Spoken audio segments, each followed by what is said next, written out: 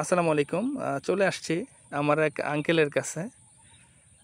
আসলে বিষয় হচ্ছে যে আমরা তো অনেক সময় বলি যে ফোন পুরান হয়ে গেলে ক্যামেরার ছবিটা ভালো আসে না, রেজুলেশন ভালো আসে না। বাট এইখানে কিন্তু একটু ব্যতিক্রম ধরনের আজকে একটা উক্তি আমরা শুনবো।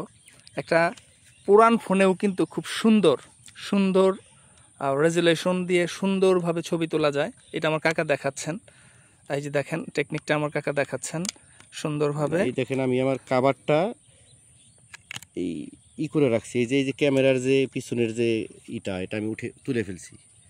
আর পুরাতন ফোন তো গরম হয়ে যায়, কিন্তু এই আমি যদি এখন ছবি তুলি, দেখেন এইটা আমি পকেটে রেখে দেব।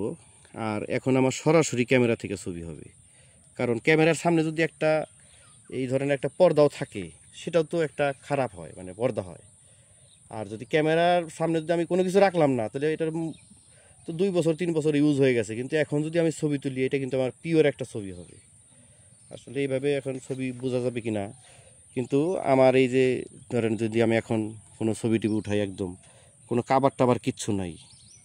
দেখেন পুরাতন ফোন ডিসপ্লেও যদি খারাপ থাকে, তবুও কিন্তু আমি এখন মানে ভালো উঠাইতে পারতাছি। আর এইখানে থেকে কিন্তু অত ভালো উঠতো না, অর্থাৎ ফ্রেশ একটা ছবি আসবে। জি। এখন যদি আমি একটা ছবি তুলি, তাহলে অবশ্যই দেখেন একটা ফ্রেশ ছবি উঠবে, ফ্রেশ ছবি উঠবে।